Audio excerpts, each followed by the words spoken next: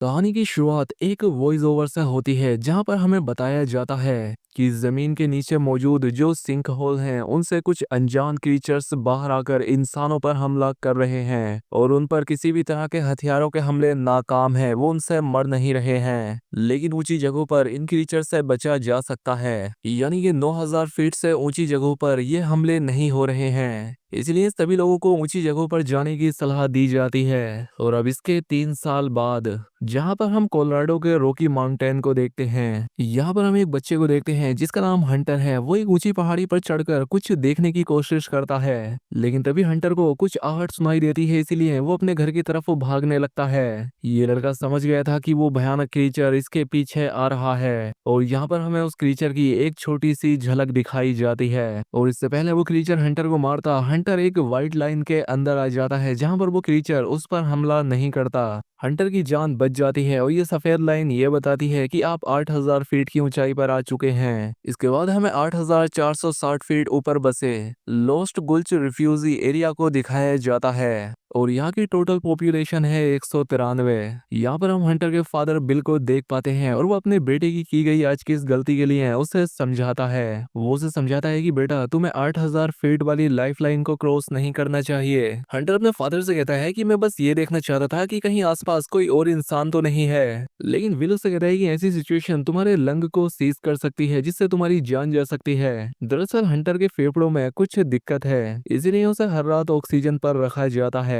और बिल अपनी वाइफ की तरह अपने बेटे को नहीं खोना चाहता था। खैर, अगले सीन में हमें विल और कैटी को दिखाया जाता है, जो कि बिल की वाइफ जिसका नाम तारा था उसकी बेस्ट फ्रेंड है। यहाँ पर विल उसे बताता है कि हंटर आज लाइन क्रॉस करके अल्फा फायर रोड देखने के लिए गया था, और ये वही जगह थी जहाँ हंटर ने आखिरी बार अपनी मोम को देखा था। कैटी यहाँ पर बिल को समझाती है कि देखो हंटर, इस पूरे इलाके में एक अकेला बच्चा है, तुम उसे कितनी भी समझाने की कोशिश करो वो बाहर जाएगा ही, क्योंकि ये पहाड़ उसके लिए किसी जेल की तरह है। लेकिन विल उससे कहता है कि हम हमले के 3 साल बाद भी जिंदा हैं, और यही हमारे लिए सबसे बड़ी बात है, और हंटर को भी ये समझना होगा। इसके बाद हमें एक और कैरेक्टर नीना को दिखाया जाता है, जो कि अपनी गन से एक शील्ड पर फायर कर रही होती है जिस पर उसका कोई नुकसान नहीं हो रहा था। दरअसल ये शील्ड उन्हीं क्रीचर में से एक की खाल का टुकड़ा था, लेकिन ये नीना के हाथ कैसे लगा इस बारे में हम आगे जानेंगे। अब उसी रात हंटर का ऑक्सीजन फिल्टर खराब हो जाता है, जिससे उसे सांस लेने में प्रॉब्लम होने लगती है, लेकिन विल जल्दी से आकर वो फिल्टर बदलकर हंटर की जान बचा लेता है। अब ये सब देखकर विल काफी टेंशन में आ गया था, इसलिए वो मैप खोलकर वेल्डर की जगह देखता है, और विल वहां जाने के बारे में सोच रहा था।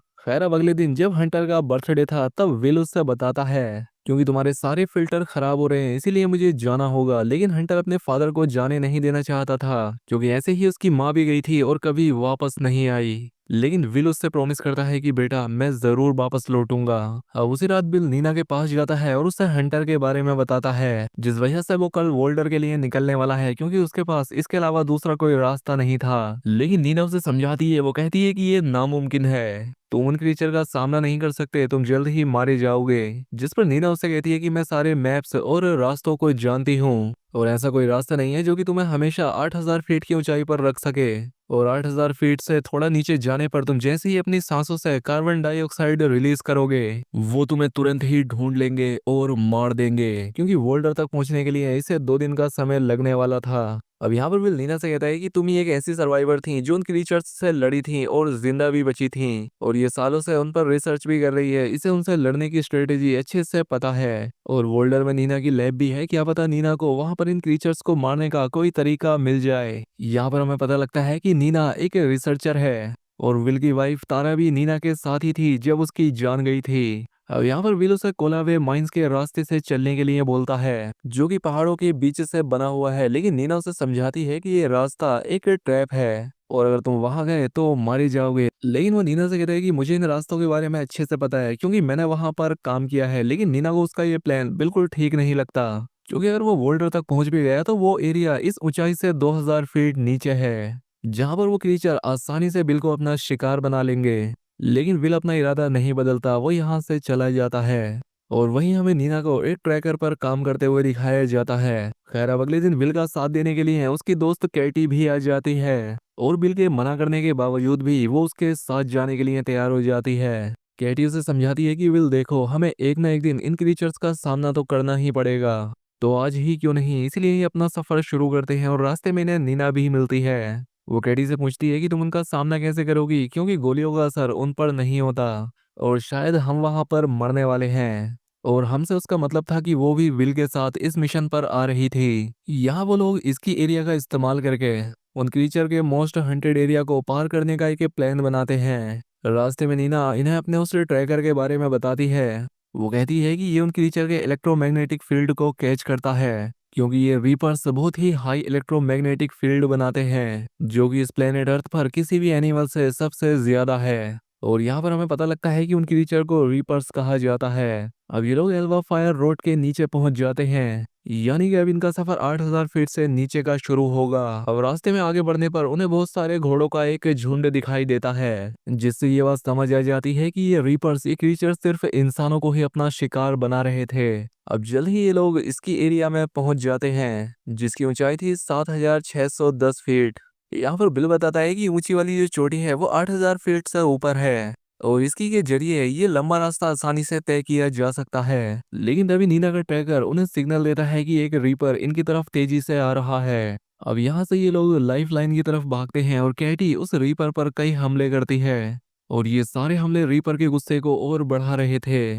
अब यहाँ पर ये लोग इसकी की मदद से उस लाइन तक पहुंचने की कोशिश करते हैं, लेकिन वो क्रीचर इस इसकी को डिलाइन कर देता है। लेकिन किसी तरह से ये सभी लोग उस क्रीचर से बचते हुए उस 8000 फीट की लाइन को क्रॉस करने में कामयाब हो जाते हैं और रीपर उस लाइन के अंदर नहीं जाता, वो बाहर ही खड़ा रहता है।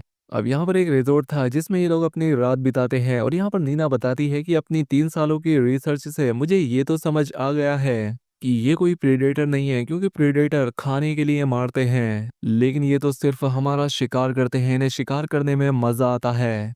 ये रीपर अचानक से जमीन से बाहर आए और एक ही महीने में 95% आबादी खत्म कर दी, वो भी बिना रुके। ये लोगों को मारकर खाते नहीं हैं, कुछ तो जरूर ऐसा है जो इन्हें चार्ज करता है और पावर दे रहा है। खैर अब ये लोग अगली सुबह कॉलवे माइन तक पहुंच जाते हैं, जिसकी ऊंचाई है 8092 फीट। यहाँ पर विलू में बताता है कि ये माइन लेवल 9 है और हमें सीढ़ियों की मदद से लेवल 8 तक जाना है, जहाँ से हम और ऊंचाई से एक दूसरी साइट पर निकलेंगे। वहां से वर्ल्डर 12 माइन यानी कि वहां से 19 किलोमीटर की दूरी पर है। लेकिन नीना विल से पूछती है कि तुम्हें कैसे पता कि ये लाइन 8000 फीट से कम नहीं होगी, क्योंकि माइंस की जो टनल है वो सीधी नहीं होती और ना ही एक हाइट पर होती है, और ऐसा हो सकता है कि हम सेफ लाइन से नीचे चले जाएंगे। यहाँ पर बिल उनसे कहते हैं कि हाँ, ये माइन 231 यार्ड यानी 211 मीटर नीचे है सेफ लाइन से। लेकिन नीना सही सोच रही थी, क्योंकि वो रीपर आए थे जमीन के नीचे से, वो किसी भी अंडरग्राउंड जगह पर हो सकते हैं, वो अंधेरे में देख सकते हैं और माइन के अंदर छोड़ी जाने वाली कार्बन डाइऑक्साइड को बड़ी आसानी से कैच कर लेंगे।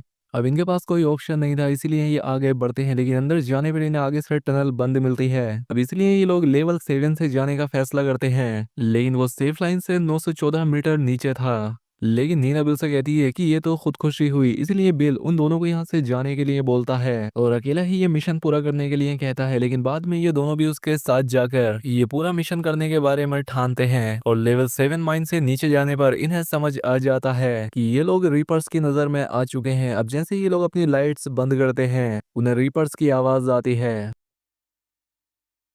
अब इसीलिए वो उनसे बचकर भागने लगते हैं और माइन के एक छोटे होल में जाकर अपनी जान बचाते हैं। ये यहाँ पर अपनी सांसें रोक लेते हैं, लेकिन रीपर अपनी पूंछ में मौजूद सेंसर से इनकी सांसों को सेंस करने की कोशिश करता है। तभी कैटी को दूसरी तरफ से एक लाइट दिखाई देती है और ये उस रीपर को फ्लेयर की रोशनी से डिस्ट्रैक्ट करके वहां से निकलने की कोशिश करते हैं। लेकिन दूसरी साइड भी एक रीपर खड़ा था जो कि केटी की जान ले लेता है, उसे अपने साथ खींचकर ले जाता है। अब इस वजह से नीना और विल को थोड़ा टाइम मिल जाता है और वो इस माइन से बाहर निकल जाते हैं। अब केटी का इन्हें दुख तो होता है, लेकिन ये कुछ कर नहीं सकते थे, इसलिए ये लोग आगे बढ़ते हैं और रात में एक टूटे हुए घर में रुकते हैं। यहाँ पर इन्हें एक कार भी मिलती है जो कि अच्छी कंडीशन में थी। अब डिनर के वक्त नीना विल को बताती है कि लैब में पाराक्लस नाम का एक केमिकल है जो कि मैग्नीशियम ऑक्साइड का एक क्यूबिक वर्जन है और मुझे वो चाहिए, क्योंकि नीना का ऐसा मानना था कि हम उन रीपर्स की स्किन को इसलिए भेद नहीं सकते क्योंकि वो इलेक्ट्रिकली चार्ज्ड हैं। उनकी बॉडी में किसी तरह का एक डिफेंस मैकेनिज्म है और अगर बुलेट पर पार्कलेस की लेप लगाकर उन पर फायर किया जाए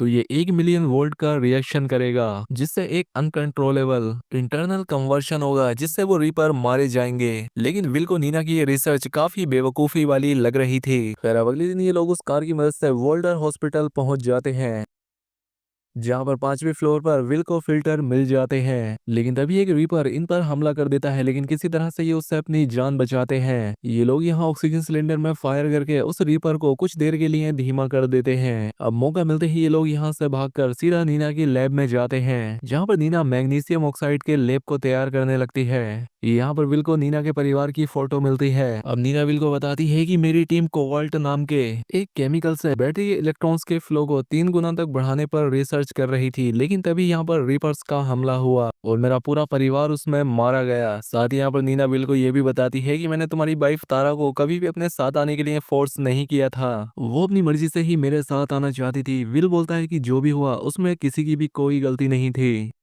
खैर अब नीना को यहाँ पर एक बार और नाकामयाबी हाथ लगती है, जब वो स्लेब को तैयार करने के बाद उस गोली को रीपर की उस शील्ड पर मारती है। वो शील्ड अभी भी ठीक था। अब नीना विल को यहाँ से जाने के लिए कहती है, क्योंकि उसे अब यहाँ पर रीपर्स को मारने के लिए और भी एक्सपेरिमेंट करने थे, जिसमें या तो वो इन रीपर्स को मारेगी या खुद मर जाएगी। अब विल अपने बेटे हंटर की वजह से नीना की बात मानकर यहाँ से जाने लगता है, लेकिन रास्ते में उसकी कार का टायर फट जाता है और वो पलट जाती है। वहीं इस तरफ एक रीपर भी नीना के करीब आने लगता है। तभी नीना को याद आता है कि अभी तक उसने कोबाल्ट का यूज नहीं किया है, क्योंकि कोबाल्ट बैटरी के इलेक्ट्रॉन फ्लो को 3 गुना तक बढ़ा सकता है, तो ये जरूर कन्वर्शन में भी काम आ सकता था। अब इसलिए नीना जल्दी से कोबाल्ट का लेप अपनी बुलेट पर लगाती है और जैसे ही रीपर नीना पर हमला करने के लिए आता है वो उस पर फायर कर देती है। वहीं दूसरी तरफ हमें बिल को दिखाया जाता है, जो कि उस गाड़ी से उठकर ऊंचाई की तरफ भाग रहा था और छिपने की कोशिश कर रहा था, लेकिन रीपर ने उसे हर तरफ से घेर लिया था। यहाँ पर विल उन पर कई गोली चलाता है और आखिर में हार मानने ही वाला होता है, लेकिन तभी एक गोली आकर रीपर को लगती है और वो नीचे गिर जाता है। और तभी रीपर में एक जोरदार धमाका होता है और वो फट जाता है और ये गोली नीना ने चलाई थी। यानी कि अब नीना ने इन्हें मारने का तरीका खोज लिया था कोबाल्ट की मदद से। अब यहाँ पर मौजूद जितने भी रीपर्स थे, नीना एक एक करके उन सभी को मारने लगते हैं और यहाँ पर इन रीपर्स के टुकड़े देखकर नीना और विल समझ जाते हैं कि ये रीपर्स कोई असली क्रीचर नहीं थे, बल्कि ये मशीन थे जो कि ना खाते थे, ना सांस लेते थे और ना सोते थे।